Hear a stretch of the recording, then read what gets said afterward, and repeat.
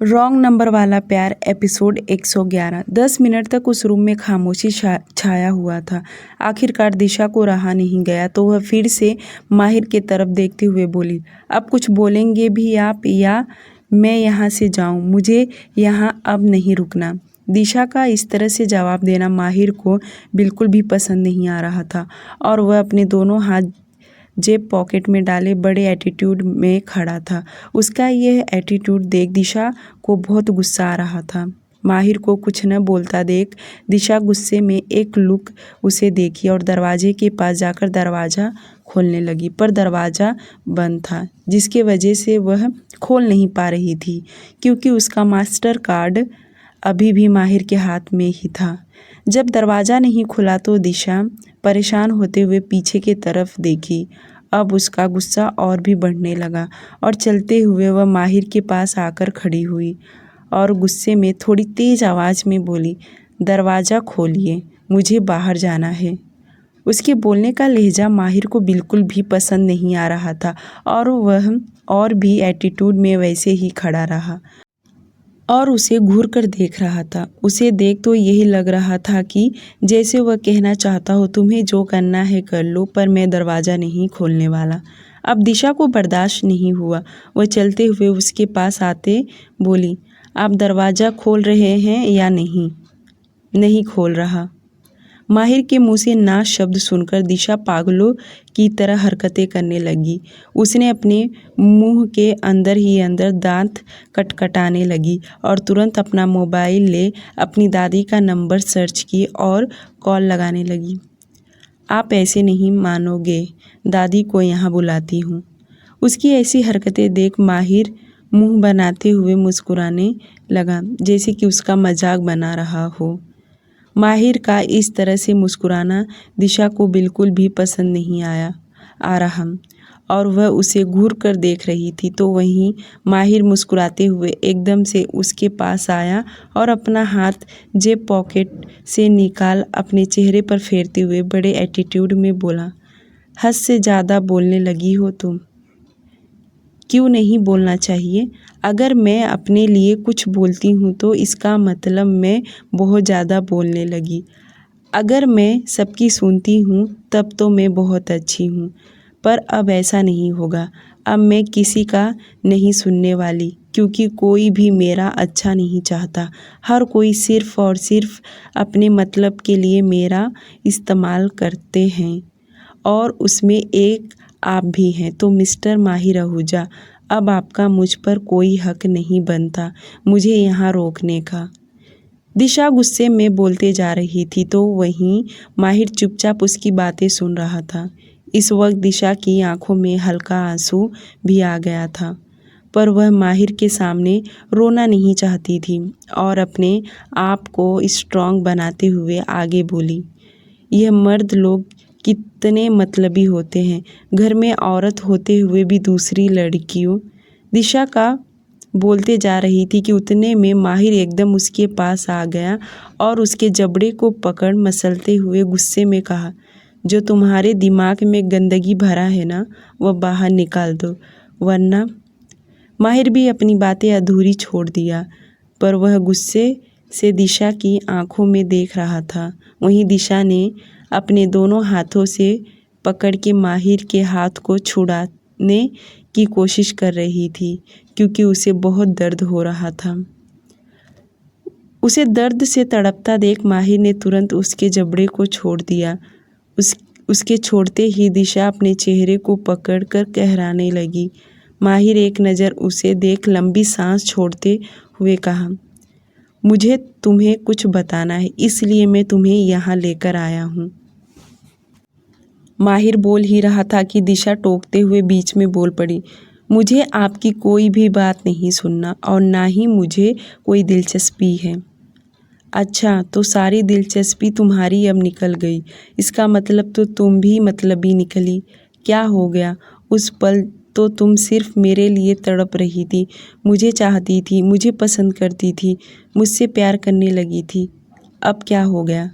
माहिर जिस तरह से बोले जा रहा था तो दिशा एकटक उसे देखने लगी और उसकी आंखों में आंसू आ गया। उसे समझ में नहीं आ रहा कि माहिर कहना क्या चाह रहा है।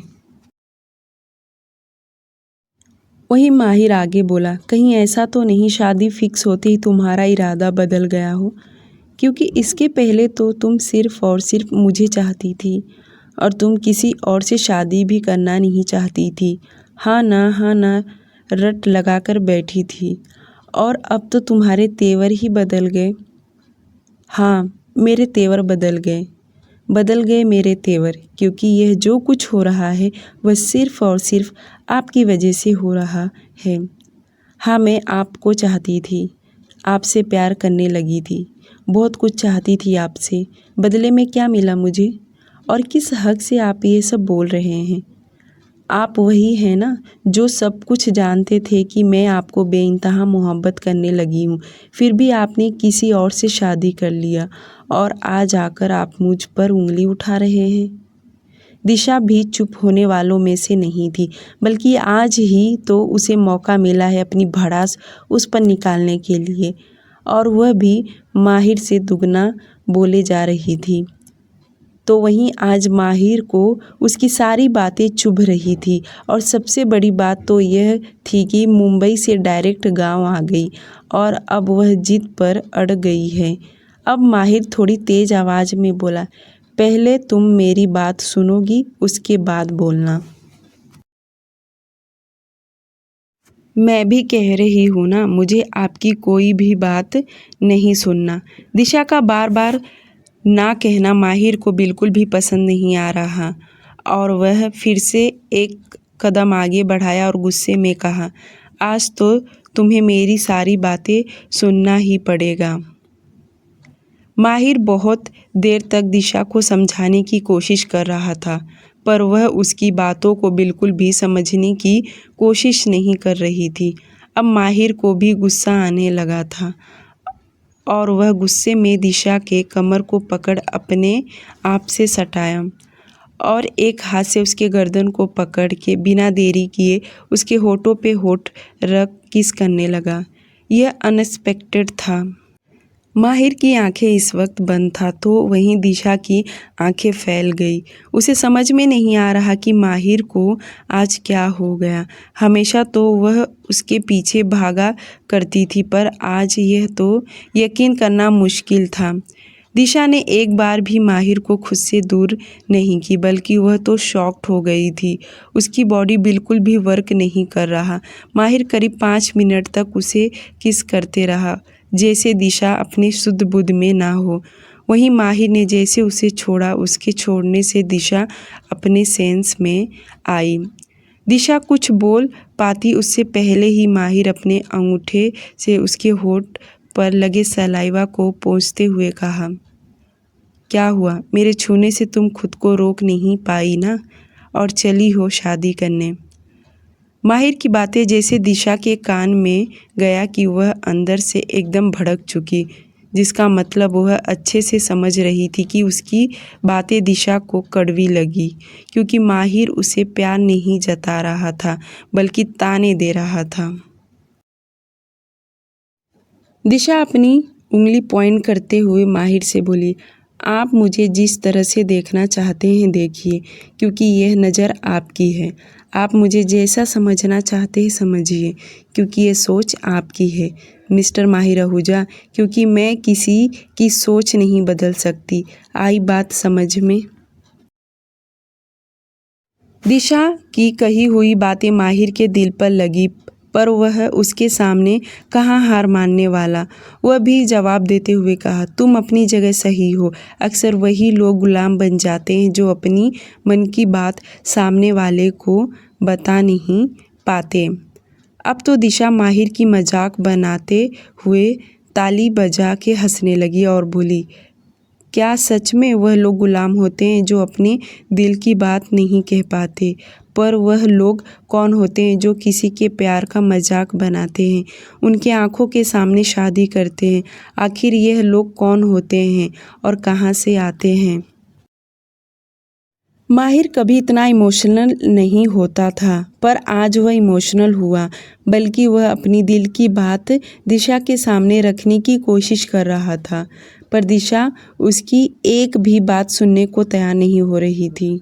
वह उसकी बातों से भड़क जाती या तो उसे अपना मजाक बनता हुआ दिख रहा था, जिसकी वजह से उसे बिल्कुल भी माहिर के सामने रुकने का मन नहीं था, क्योंकि वह माहिर से अभी भी प्यार करती थी और वह नहीं चाहती थी कि उसके सामने वह पिघले, क्योंकि उसके दिमाग में एक ही बात था कि वह शादीशुदा परिवार का घर बर्बाद नहीं कर सकती।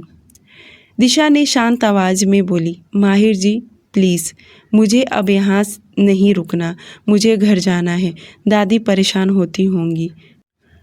यह सुन माहिर बोला, तुम मेरे साथ हो तो दादी बिल्कुल भी फिक्र नहीं करेंगी और मैं उनसे परमिशन लेकर तुम्हें यहाँ लेकर आया हूँ, तो तुम बेमतलब का परेशान हो रही हो। ये सब छोड़ो, क्या खाओगी बोलो, मैं ऑर्डर कर देता हूँ। माहिर इतना बोलकर आगे बढ़ गया तो वहीं दिशा अपनी आंखें बंद कर ली और झट से खोल थोड़ी गुस्से लहजे में बोली, मैं कह रही हूँ ना, मुझे यहाँ नहीं रुकना, मुझे घर जाना है, तो प्लीज़ मुझे जाने दीजिए। माहिर का चेहरा इस वक्त आगे के तरफ था और वह बिना पीछे पलटे ही देख बोला, मैं भी एक बार कह दिया ना तुम कहीं नहीं जा रही, तो मतलब कहीं नहीं जा रही। समझ में आई मेरी बात? अब तो हदें पार हो गया था। दिशा गुस्से में पीछे पलटी और तेजी से माहिर के पास आई, बल्कि उसके सामने आकर खड़ी हो गई और चीखते हुए बोली, किस हक से आप मुझे यहाँ रोक रहे हैं? बताइए किस हक से? आपका अब मुझ पर कोई हक नहीं है। 1 महीने के बाद मेरी शादी है और मैं उस इंसान के साथ शादी करने के लिए तैयार हो गई हूँ और आप भी यही चाहते थे ना, तो फिर ये सब करने का मतलब क्या है? जब मैं आपको चाहती थी तब तो आपने मेरी औकात दिखा दिया कि आज आपका ये सब करना मुझे कुछ समझ में नहीं आ रहा। अब दिशा बहुत गुस्से में दिखाई दे रही थी। उसका गुस्सा जायज़ था, जो कि माहिर भी अच्छे से समझ पा रहा था। दिशा के मुंह से जो शब्द निकल रहा था, अगर उन दोनों के पास कोई तीसरा खड़ा होता तो दिशा उसकी नज़रों में गलत नज़र आती। उसे यही लगता कि इस लड़की को तमीज़ नहीं है बात करने का।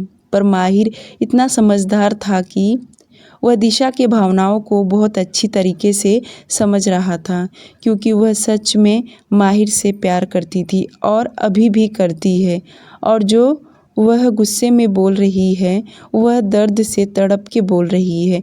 माहिर उसे और तड़पता हुआ नहीं देख सकता, इसलिए उसने बिना उसे उलझाए ही या उसे और ना परेशान करते आगे कहा, तुम्हें यही लगता है ना कि मेरी शादी हो गया है, तो तुम गलत हो। मैंने कोई शादी नहीं किया। माहिर ने अपनी बातें एक ही लाइन में बोल दिया और दिशा ने जैसे उसकी बातें सुनी, वह उसे इस तरह देख रही थी जैसे कि माहिर अभी भी उसका मजाक बना रहा है। वह हंसे या रोए उसे समझ में नहीं आ रहा था कि माहिर इतना समझदार इंसान होकर आज ऐसी हरकतें कर रहा है। दिशा लंबी सांस छोड़ते हुए इधर उधर देखने लगी और एक हाथ से अपने चेहरे पर फेरते हुए बोली, प्लीज़ मुझे यहाँ से जाने दीजिए, हाथ जोड़ती हूँ, मुझे बिल्कुल भी आपकी बातें सुनने का या समझने का मन नहीं है। दूसरी तरफ इटली रोम सिटी। अथर्व ने माहिर के बारे में डिटेल्स निकलवाने के लिए अपने मैनेजर को हायर किया था। ज़्यादा कुछ तो उसने पता नहीं लगा पाया, पर हाँ, उसने यह खबर तो उससे निकाल ही लिया कि कुछ महीने पहले उसके घर में एक लड़की रह रही थी। वह ज़्यादा दिन नहीं रही। अथर्व को यह बात जैसे पता चला तो मानो वह शॉक्ड हो गया। वह बहुत कुछ सोचने लगा कि क्या माहिर किसी लड़की के साथ रिलेशनशिप में था। कुछ महीने पहले उसके घर पर थी, तो अब वह कहाँ चली गई? क्या उसी के पीछे माहिर गया है?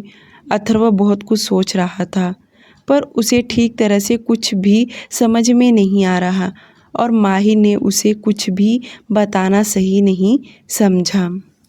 2 घंटे बाद 2 घंटे ऐसे ही बीत गए, पर दिशा माहिर की बातों पर बिल्कुल भी यकीन नहीं कर रही थी। माहिर उस पर कोई ज़ोर ज़बरदस्ती नहीं किया, बल्कि उसे लेकर होटल से निकल पड़ा, क्योंकि दिशा अब बहुत ज़्यादा जिद करने लगी थी। वह उसके किसी भी बातों को बिल्कुल भी सुनना नहीं चाहती थी। वह ज़्यादा हाइपर ना हो, इसलिए माहिर उसे लेकर घर आ गया। दिशा रास्ते भर खामोशी से गाड़ी में बैठी थी और घर आने के बाद उसने जानबूझकर दादी के सामने अपनी शादी को लेकर बातें करने लगी। उसने अपनी तैयारी से लेकर सारी बातें दादी के सामने कर रही थी, तो वहीं माहिर चुपचाप उसकी बातें सुन रहा था। और जल्दबाजी में दिशा ने यह भी कहा कि वह योगेश के साथ मिलकर शादी का जोड़ा बनवाना चाहती है। माहिर कब से उसकी बकबक सुने जा रहा था, पर कुछ भी रिएक्ट नहीं कर सकता, क्योंकि वह भी बहुत अच्छे से जानता था कि दिशा इस वक्त बहुत चिढ़ी हुई है और वह कुछ भी कह ले उसकी बातों पर वह यकीन नहीं करेगी, जिसकी वजह से समझदार होने के साथ साथ डिसीजन भी बहुत अच्छी तरह से लेता है। दिशा जो कुछ बोल रही थी वह सब गुस्से में बोले जा रही थी और उसे अब ज़्यादा बोला नहीं जा रहा था, इसलिए वह जल्दी से वहाँ से दूर जाना चाहती थी। और जाने से पहले उसने माहिर के सामने खड़ी हो बहुत ही स्लो आवाज़ में बोली, खोने का दर्द वही जानता है जिसने किसी अपने को बेहद करीब से खोया हो। शाम का वक्त दमदम सिटी। राशि काम करने के साथ साथ कई बार वह मुस्कुरा भी रही थी, क्योंकि सुबह सुबह वह वीर के साथ ब्रेकफास्ट करने जो गई थी और उसका पूरा दिन बहुत अच्छा गया। वह काम बहुत कम, पर पूरा दिन उसके दिमाग में वीर को लेकर बहुत कुछ चल रहा था। वह तो अब अपनी शादी के इमेजिन भी करने लगी थी। 6 बज गया था, पर अभी तक उसने अपने टेबल का काम समेट ही नहीं थी।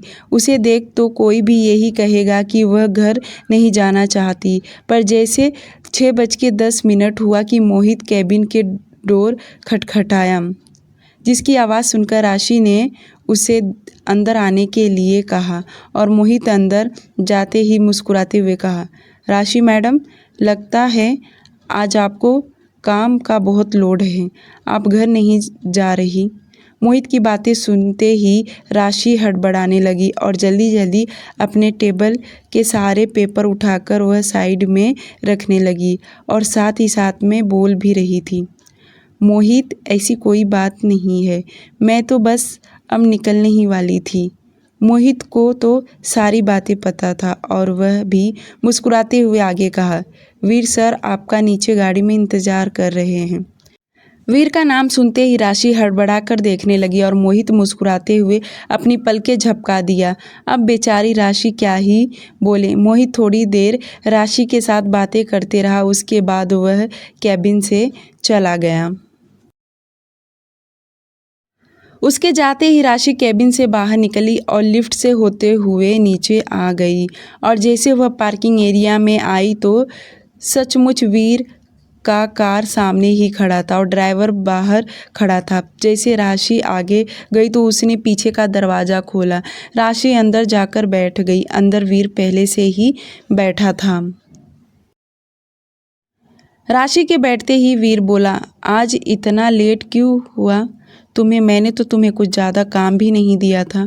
वीर का इतना कहना कि राशि के पास कोई शब्द भी नहीं था कि वह क्या बोले, क्योंकि वह आज घड़ी का टाइम देखना ही भूल गई थी। वह तो सिर्फ वीर के बारे में ही सोचे जा रही थी। राशि भी बातें बनाते हुए बोली, बस मैं निकल ही रही थी, वह तो बस मम्मी का कॉल आ गया था। ये सुन वीर बोला, अच्छा ये सब जाने दो, कुछ खाओगी तुम? वीर का इतना कहना कि राशि अपना सिर ना में हिलाने लगी, तो वहीं वीर ने ज़्यादा फोर्स नहीं किया और कहा, ठीक है, मैं तुम्हें घर ड्रॉप कर देता हूँ, वैसे भी मुझे अंकल से कुछ ज़रूरी बात करना है। किस बारे में? राशि ने तुरंत पूछी। वीर बोला, कोई परेशानी वाली बात नहीं है। दादू ने कहा था कि अंकल को बता दूं कि दादू हमारी एंगेजमेंट का डेट निकलवाना चाहते हैं, बस इसी के बारे में। दादू खुद आने वाले थे, पर उन्होंने कहा कि पहले अंकल से पूछ ले, उसके बाद डेट निकाला जाएगा। वीर ने इतना ही कहा होगा कि राशि ने अपनी नज़रें नीचे कर ली। उसे थोड़ी थोड़ी शर्म आ रहा था क्योंकि अब दोनों बहुत जल्द एक हो जाएंगे। वहीं दूसरी तरफ इटली रोम सिटी। शाम का वक्त। शाम होते ही अथर्व ने अपने मैनेजर को कॉल लगाया क्योंकि उसने और डिटेल्स निकालने के लिए उससे कहा और मैनेजर ने बहुत कुछ डिटेल्स निकाल लिया, जैसे कि जो लड़की माहिर के घर पर थी वही ऑफिस में जॉब भी कर रही थी। बाकी कुछ खास पता नहीं लग पाया, पर इतना जानने के बाद अथर्व बहुत गहरी सोच में पड़ गया था कि माहिर अपने घर पर किसी को जल्दी रखता नहीं है, पर किसी लड़की को वह रहने दिया और यह बात बहुत ही पुरानी है। इसका मतलब वो बहुत कुछ छुपा रहा है। यह सब अथर्व के दिमाग में चलने लगा और वह ये भी जानता था कि अगर उसने माहिर से पूछा तो उसे शक हो जाएगा कि वह उसके बारे में इंक्वायरी कर रहा है। दोनों के बीच में मिसअंडरस्टैंडिंग होना चालू हो जाएगा। अथर्व स्टडी रूम में बैठे यही सब सोच रहा था। उसने ये भी सोच लिया कि वह किस तरह से इन सारी बातों को अच्छी तरह से इंक्वायरी करे। बहुत सोचने के बाद आखिरकार उसका दिमाग काम कर गया और फाइनली उसने यह सोच लिया कि वह क्यों ना खुद इंडिया जाए। आखिर उसे भी तो पता चले कि माहिर इतना जल्दबाजी में इंडिया क्यों गया। डियर लिसनर, आज के लिए सिर्फ इतना है। प्लीज़ स्टोरी को लाइक और चैनल को सब्सक्राइब करना ना भूलें।